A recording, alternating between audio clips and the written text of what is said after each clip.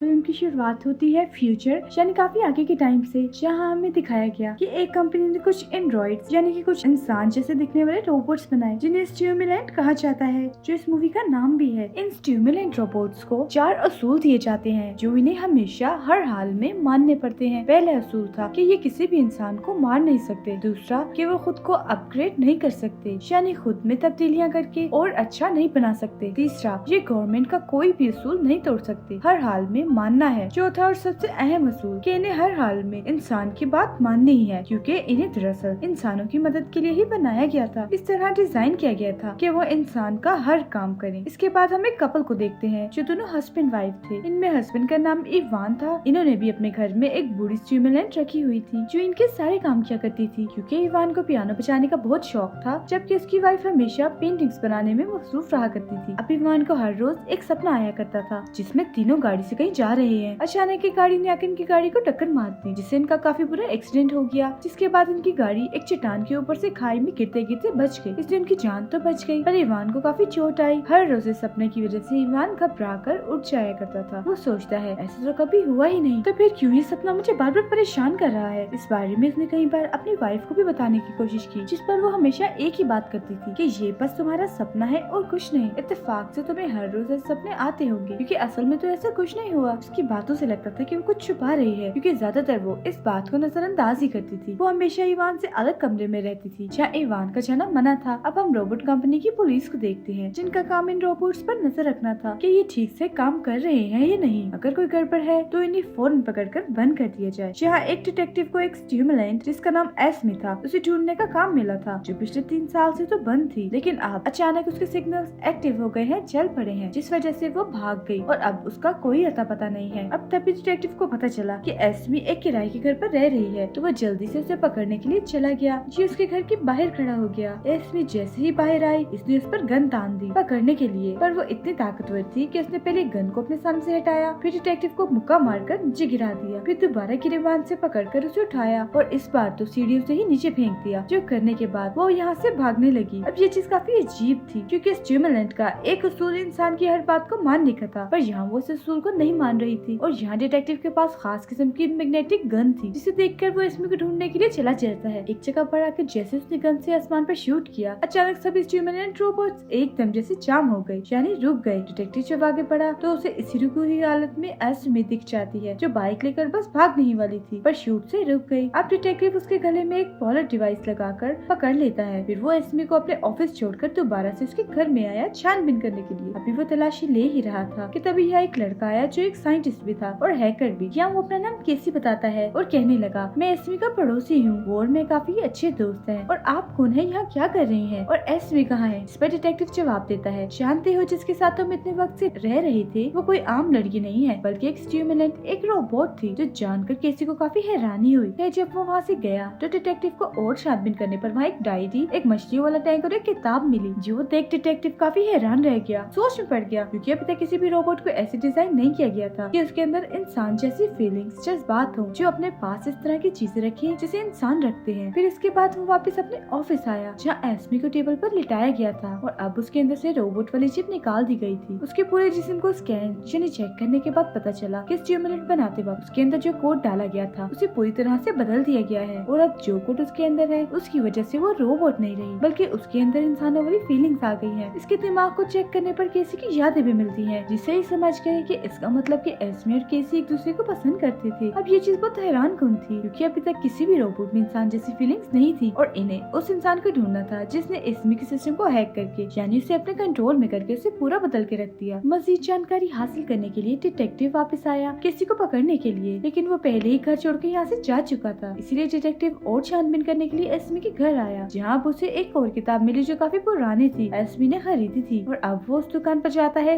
जहाँ से किताब ली गई थी। वो दुकानदार से पूछताछ कर ही रहा था कि तभी यहाँ केसी आया। उसे पकड़ने के लिए डिटेक्टिव फौरन भागा, लेकिन केसी पहले ही वहाँ से भाग गया। उधर इवान की वाइफ पोल में नहा रही थी, लेकिन वो थोड़ी परेशान दिख रही थी। उसे नॉर्मल करने के लिए जैसे इवान उसके पास आने लगा तो उसकी वाइफ ने दूर हटा दिया, ये कहते हुए कि बस बहुत हुआ, टाइम आ गया है सब सच बताने का। जो कहकर वो उसे अपने उसी कमरे में लेकर आई जहाँ पहले इवान का आना मना था। यहाँ उसकी वाइफ जैसे स्टिमुलेंट रोबोट था वैसे बिल्कुल उसकी वाइफ जैसे इसलिए था क्योंकि वो उसकी वाइफ का क्लोन डुप्लीकेट था। तो अब ये सच्चाई सामने आती है कि कि इवान खुद भी कोई इंसान नहीं बल्कि एक स्टिमुलेंट है। उसकी वाइफ की सच्चाई उसे दिखाती है। वो उसकी सीने की जिल्द को हटाकर वहाँ लगी चिप दिखाती है, जो देखकर इवान काफी हैरान परेशान रह गया। डरते हुए कहता है कि नहीं, ये झूठ है, मुमकिन नहीं है, मैं कोई रोबोट नहीं बल्कि इंसान हूँ। ये सुनकर उसकी वाइफ कहती है, तुम सच में एक रोबोट हो, मेरे हस्बैंड जैसा क्लोन हो। दरअसल जो बार बार तुम्हें एक्सीडेंट के सपने आते थे वो सच थे, क्योंकि मेरा और मेरे हस्बैंड का सच में एक्सीडेंट हुआ था जिसमें वो मारे गए। इसके बाद मैंने कंपनी में जाकर अपने हस्बैंड का क्लोन डुप्लीकेट बनवाया, क्योंकि उस हादसे से पहले जब कंपनी ने स्टिमुलेंट्स बनाना शुरू किए थे तो हम दोनों ने फैसला किया था, अगर हम में से कोई मर गया तो हम शादी नहीं करेंगे बल्कि एक दूसरे के क्लोन के साथ रहेंगे। इसलिए यहाँ मेरा भी क्लोन बनवा लिया गया था और मेरे हस्बैंड का क्लोन तो तुम हो। एक्सीडेंट वाली बात मैं बार बार तुमसे इसलिए छुपाती थी ताकि तुम इन चीजों से दूर रहो, पर मैं ये बात दिल में रखकर जी नहीं पा रही थी, इसीलिए मैंने तुम्हें सब कुछ सच बता दिया। पर ये सारी बातें मानने से वो इनकार कर देता है कि नहीं, मैं तुमसे प्यार करता हूँ, मुझे बस तुम्हारे साथ रहना है, ना किसी और के साथ, ना तुम्हारे क्लोन के साथ। जो बातें सुनकर उसकी वाइफ को अजीब लगा, इसीलिए वो इवान को बहाने से सुलाकर उसका सिस्टम बंद कर देती है। थोड़ी देर बाद यहाँ केसी आया, जो खुद को रोबोट कंपनी का वर्कर बताता है। इसका काम रोबोट को चेक करके होने वाली खराबियों को ठीक करना है। या इवान की वाइफ कहती है उसमें इंसानों जैसे फीलिंग्स आ रही हैं और बार बार इस एक्सीडेंट वाले सपने आते हैं। आखिर कैसे ये मेरे हस्बैंड की यादें देख पा रहा है, जिस पर केसी इवान के क्लोन को चेक करके बताता है क्योंकि आपके हस्बैंड की यादें इसके दिमाग में डाल दी गई थी, इसीलिए ये बार बार उनकी यादों को देख पा रहा है। बार बार आपसे प्यार करने, आपके साथ रहने की जिद इसलिए कर रहा है क्योंकि इसके अंदर आपके हस्बैंड वाली ही फीलिंग्स है। जिस पर इवान की वाइफ कहती है कि अब मुझे एक स्टिमुलेंट के साथ नहीं रहना, इसलिए तुम उसे पूरी तरह से बंद करके खत्म कर दो। जिस पर केसी उसे मशवरा देता है बजाय इसे पूरी तरह से बंद करने के इसे एक खास एरिया में भेज दो, इसके बारे में मैं जानता हूँ, जो कहकर वो एरिया का काट देता है। बताता है वहाँ और भी कई सारे स्टिमुलेंट्स हैं, तो वहाँ जाकर ये आराम से अपनी जिंदगी गुजार लेगा, खत्म होने से बच जाएगा। ये बात सुनकर इवान की वाइफ जज्बाती हो गई, क्योंकि बेशक वो एक स्टिमुलेंट है लेकिन है तो उसके हस्बैंड का क्लोन ही, जिसके अंदर सब कुछ उसके हस्बैंड वाला था। तो वो खत्म ना करने का फैसला करके उस एरिया में भेजने के लिए टाइम मांगती है। उधर डिटेक्टिव रोबोट कंपनी के मैनेजर से आकर मिला, जिससे वो एस्मे के बारे में सब कुछ बताकर केसी के बारे में पूछता है। जानकारी हासिल करने के लिए वो बता देता है कि केसी आपकी ही कंपनी में वर्कर है। अब केसी नाम का कोई वर्कर नहीं था, इसलिए मैनेजर को कुछ समझ नहीं आती। लेकिन जब डिटेक्टिव उसे अपना बनाया हुआ केसी का स्केच दिखाता है तो मैनेजर पहचान लेती है। बताने लगती है ये केसी नहीं है बल्कि हमारी कंपनी का सबसे सही साइंटिस्ट है और इसी ने सबसे पहले एंड्रॉइड रोबोट्स बनाने शुरू किए थे। लेकिन बहुत जल्द उसने ये काम और नौकरी दोनों ही छोड़ दिए, क्योंकि उसे लग रहा था बेसिक स्टिमुलेंट रोबोट्स हैं, इनके अंदर फीलिंग इमोशंस नहीं, पर फिर भी इनका ख्याल करना चाहिए। इंसान इन्हें सिर्फ अपने नौकरों की नजर से देखते हैं, थोड़ी बहुत हक उनको भी मिलने चाहिए। उधर इवान और उसकी वाइफ उसे उस एरिया में लेकर आती है जहाँ पर बाकी स्टिमुलेंट्स भी रहते हैं और उसे एक कमरे में छोड़कर अलविदा कहकर यहाँ से चली जाती है। थोड़ी देर बाद यहाँ केसी आया, जो इवान को बताता है कि मैं जानता हूँ तुम एक स्टिमुलेंट हो, तुम्हारी वाइफ तुम्हें पूरी तरह से बंद करवाना चाहती थी, पर मैंने उसे मशवरा दिया कि वो तुम्हें यहाँ लेकर आ जाए, और अब अगर तुम चाहते हो कि तुम्हारी वाइफ से तुम दोबारा मिल जाओ, वो वापस आए, तो तुम्हें मेरा साथ देना होगा, मेरे साथ चलना होगा। उधर डिटेक्टिव को क्योंकि कैसे भी करके किसी को पकड़ना था, इसीलिए उसकी गाड़ी की लोकेशन यानी कि इस वक्त वो कहाँ है उसे हैक कर लेता है। लेकिन क्योंकि उसका अकाउंट नहीं बना हुआ था तो लोकेशन का पता उसे नहीं चल पाता। फिर वो एस्मी को ही दोबारा से होश में लाकर केसी के बारे में पूछने लगा। वो सुन तो रही थी पर सर नीचे ही करके खड़ी थी, किसी के बारे में कुछ नहीं बताती। इवान के क्लोन को भी यकीन नहीं आ रहा था कि मैं एक स्टिमुलेंट हूँ, इसलिए वो उस जगह पर गया जहाँ असली इवान का एक्सीडेंट हुआ। जहाँ कर उसे एहसास हुआ कि ये तो वही जगह है जो बार बार मेरे सपने में आती थी। तो वो समझ गया सच में मैं क्लोन ही हूँ। वो सीधा केसी के पास गया। केसी उसे कहने लगा मैं तुम्हें बिल्कुल इंसान जैसा बना दूंगा, जिस पर वो मान गया। जहाँ केसी उसका ऑपरेशन करने लगा, वो उसके सीने को काट कर वहाँ पर लगी मेन चिप निकाल देता है, जिससे अब वो इंसानों की तरह जिंदगी गुजारेगा, अपनी मर्जी का मालिक होगा, कोई उसे बंद नहीं कर पाएगा। अब उसकी इस नई जिंदगी की खुशी मनाने के लिए केसी उसे एक क्लब में लेकर गया। डिटेक्टिव क्योंकि काफी देर से केसी की लोकेशन ट्रेस कर रहा था, तो आखिर उसे अब इस क्लब की लोकेशन मिल ही जाती है। यहाँ लगे कैमरा में जब उसे इवान को देखा तो वो उसके मालिक यानी इवान की वाइफ से भी राब्ता करने की कोशिश करता है ताकि किसी तरह वो केसी तक पहुँच जाए। यहाँ क्लब में एक एस्मी का क्लोन जो केसी नहीं बनाया था, वो उसके साथ आकर डांस करने लगी। वो आपस में किसी प्लान को लेकर बातें कर रहे थे। तो यहाँ हम जान पाए कि असल में केसी दुनिया भर के सभी एंड्रॉइड रोबोट्स को कंपनी के बनाए गए उन 4 उसूलों से आजाद करवाना चाहता है, ताकि वो भी आराम से आजादी वाली जिंदगी गुजार सके, इंसानों के हुक्म पर ना चले, उनकी जिंदगी किसी कैद जैसी ना हो। फिर क्लब से बाहर आकर वो उस रोबोट कंपनी के पार्किंग एरिया में गए, जहाँ ये उस कंपनी के सबसे बड़े साइंटिस्ट को अगवा कर लेते हैं। उसे कंपनी के मेन सिस्टम की आईडी और पासवर्ड लेकर पूरे सिस्टम को हैक करके उस पर वायरस डाल देते हैं, ताकि रोबोट्स के लिए बनाए गए 4 उसूलों को बंद किया जा सके। लेकिन इस वायरस के अपडेट होने यानी इसके काम करने में 2 दिन लग जाने थे। फिर अगले ही दिन डिटेक्टिव ने इनकी लोकेशन को ट्रेस कर लिया था, जहाँ वो अपने साथियों के साथ आ गया। जो जगह एक वैन थी जहाँ इस वक्त एस्मी के क्लोन रह रही थी। वो जैसे इन्हें देखती है फौरन यहाँ से भाग जाती है, लेकिन डिटेक्टिव अपने उस खास गन से शूट करके उसे वहीं रोक देता है। ये उसे पकड़कर अपने ऑफिस में लाए, लेकिन इन्हें पता चला कि हम ना तो उसे हैक कर सकते हैं, ना इसके कोड को देख सकते हैं। है कि केसी ने इसके सिस्टम पर बहुत सारी सिक्योरिटीज लगाई हुई है ताकि कोई इसे देख न सके। फिर जैसे उसे पूछताछ शुरू की गई, अचानक उसकी गर्दन पर लाइट जलने लगी क्योंकि उसका डिस्ट्रैक्शन तबाकुन मोड ऑन हो गया था। धीरे धीरे उनकी पूछताछ बढ़ती गई तो एस्मी के क्लोन को कुछ होने लगा। थोड़ी ही देर में वो पूरी तरह से तबाह हो जाती है। अब क्योंकि इवान की वाइफ के पास डिटेक्टिव की कॉल आई थी, इसीलिए वो इवान से मिलने के लिए उस एरिया में आई जो इस वक्त बाहर कहीं से आ रहा था। उसे इतना बदला हुआ देखकर वो काफी हैरान रह गई। साथ ही समझा भी रही थी कि तुम्हें ऐसे बाहर नहीं घूमना चाहिए, तुम स्टिमुलेंट हो, तुम्हारी जान को खतरा हो सकता है। जिस पर इवान उसे कहता है कि मैं सब कुछ तुम्हारे लिए करता हूँ, खुद को भी मैंने तुम्हारे लिए बदलवाया है ताकि तुम मुझे अपना असली हस्बैंड समझकर ही अपना लो और हम एक साथ हंसी खुशी रह सके। इन बातों के दौरान वो काफी करीब आ चुके थे, लेकिन इवान की वाइफ को अजीब लगा तो वो उसे रोककर वहाँ से चली जाती है। लेकिन शाम को इवान दोबारा से उसे मिलने के लिए घर गया जहाँ पर उसकी वाइफ अपने दोस्त के साथ थी। उसे किसी और के साथ देखकर इवान को जलन हुई। वो अपनी वाइफ से इस बारे में बात करता है तो उनकी बहस हो गई, जिसके बाद वो भी वापस आ जाता है। अब इवान और केसी को पकड़वाने के लिए उसकी वाइफ डिटेक्टिव को उस एरिया के बारे में बता देती है जहाँ वो दोनों रह रहे थे। इसलिए डिटेक्टिव फौरन अपने साथियों को लेकर उनको पकड़ने के लिए निकल पड़ा। लेकिन ऑफिस में एस्मी जो ये सारी बातें सुन रही थी, वो फौरन केसी को कॉल करके इस बारे में बता देती है कि तुम्हें पकड़ने के लिए डिटेक्टिव आ रहा है, तो निकलो वहाँ से। ये जानकर केसी जल्दी से इवान के पास आकर ये सब कुछ बताता है। वो पूछने लगता है कि अब बताओ छुपने के लिए हमें कहाँ जाना चाहिए, जिस पर इवान ने जवाब दिया कि मेरा फार्म हाउस है, वहाँ चलते हैं। तो अब इससे पहले डिटेक्टिव यहाँ आता ये फार्म हाउस जाने के लिए निकल जाते हैं और पकड़े जाने से बच गए क्योंकि जब डिटेक्टिव वहाँ आया तो उसके हाथ कुछ न लगा। वो मायूस होकर वापस अपने ऑफिस आया। एस्मी से पूछताछ करने लगता है तो वो बता देती है मैं किसी से प्यार करती हूँ, इसलिए तुम्हारे वहाँ जाने से पहले मैंने ही उसे बता दिया। तब वो अपनी जान बचाकर वहाँ से भाग गया। ये सुनकर डिटेक्टिव को बहुत गुस्सा आया, इसीलिए वो एस्मी को खूब पीटने लगता है। साथ ही उसे मुकम्मल बंद करने का हुक्म देता है। जब उसका ये प्रोसेस शुरू किया गया तो एस्मी तड़पने लगी, जो देखकर डिटेक्टिव को बुरा तो लगा, लेकिन उसने खुद को नॉर्मल रखा, ये सोच कर ये कोई इंसान नहीं है बल्कि रोबोट है। अब इवान की वाइफ एक बार फिर से इनको पकड़वाने के लिए डिटेक्टिव को बता देती है कि वो दोनों फार्म हाउस में गए हैं, इसीलिए अब वो भी फार्म हाउस के लिए निकल गया। रात होते ही इवान और केसी फार्म हाउस पहुंच जाते हैं, लेकिन अगली सुबह जब केसी बाहर आया तो वहाँ डिटेक्टिव भी आ चुका था, जो उसे गन पॉइंट पर ले लेता है। उसे रोकने के लिए केसी आगे बढ़ा, दोनों की हाथापाई हुई, जिस बीच डिटेक्टिव को गोली लग जाती है। यहाँ केसी भी जख्मी हो गया और जब उसने अपनी चोट पर हाथ लगाया तो वहाँ खून के बजाय सफेद रंग का लिक्विड निकल रहा था, जिसे हम समझ पाए कि केसी भी असल में एक स्टिमुलेंट है। उसे डिटेक्टिव पर बहुत गुस्सा आया तो वो उसे उठाकर दूर गिरा देता है। डिटेक्टिव को तो पहले ही गोली लगी थी, जो अब वो और ज्यादा जख्मी हो गया। वो अपने आखिरी पल गुजारने के लिए शेड में गया, जहाँ इवान भी उसके पास आकर बैठ जाता है, जिसके थोड़ी ही देर बाद डिटेक्टिव की मौत हो जाती है और इवान वापस फार्म हाउस में आ गया। अब दिखाया गया कि 2 दिन के बाद ये वायरस अपडेट होकर पूरी दुनिया के सिस्टम में फैल गया, जिससे रोबोट्स पर लगाए गए स्कूल टूट गए और इस तरह रोबोट्स आजाद हो गए। इवान केसी को कहता है कि मैं नहीं चाहता कि तुम खत्म हो, मैं तुम्हें ठीक करना चाहता हूँ। इस पर केसी कहता है कोई बात नहीं, अब अगर मैं खत्म भी हो जाऊँ तो कोई मसला नहीं, क्योंकि मेरा मिशन बस इस वायरस को फैलाकर उसूलों को खत्म करना था, जो आज मैंने कर भी दिया। जैसे ही मैं मरूंगा यहाँ मेरा मालिक असली केसी आ जाएगा, जिसे यहाँ हम जान पाए ये सारा प्लान असली केसी का था, जिसने अपना एक क्लोन केसी बनाकर उसे एक काम करवाया और वही उस रोबोट कंपनी में वर्कर था। अब थोड़ी देर के बाद हम असली केसी को देखते हैं, जो दरअसल इन सब एंड्रॉइड्स का क्रिएटर यानी कि उनको बनाने वाला उनका मालिक था। ये सब कुछ उसने खास तौर पर एस्मी के लिए किया था, क्योंकि वो उसे प्यार करता था, इसीलिए उसे आजाद करवाना चाहता था। असली केसी क्लोन केसी का शुक्रिया अदा करता है उसका काम पूरा करने के लिए। इसके बाद क्लोन केसी मारा गया। इवान भी अपनी वाइफ के पास आया उसे आखिरी बार मनाने के लिए, जो इस वक्त भूल में थी, लेकिन एक बार फिर वो उसे अपनाने से इनकार कर देती है। इस बार तो इवान को इतना गुस्सा आया कि वो अपनी वाइफ को बालों से पकड़कर पानी में डुबोने लगता है। वो उसे पानी में ही रखता है, जिससे उसकी मौत हो जाती है। अब इवान उस कमरे में गया जहाँ उसकी वाइफ का क्लोन पड़ा था, जिसे उसने अपनी वाइफ के मरने के बाद ऑन करना था। तब इवान वहाँ जाकर उसे एक्टिवेट ऑन कर देता है, ताकि आपकी बार वो उसके साथ की जिंदगी गुजार सके। अब एक जगह इन सारे रोबोट्स की बोली लग रही थी, जिनमें एस्मी भी शामिल थी, जिसकी सारी यादाश्त मिटा दी गई थी। काफी महंगे दामों केसी उसे एक आदमी के जरिए खरीद लेता है। वो जैसी गाड़ी में आकर बैठी, वहाँ केसी भी था, जो उसे देखकर बहुत खुश हो जाता है, क्योंकि अब वो एस्मी के साथ जिंदगी गुजारने वाला था। हालांकि बेशक उसकी यादाश्त मिटा दी गई थी। दोनों वहाँ से निकल के अपनी नई जिंदगी की शुरुआत करते हैं और इसी के साथ इस मूवी की कहानी इधर ही खत्म हो जाती है।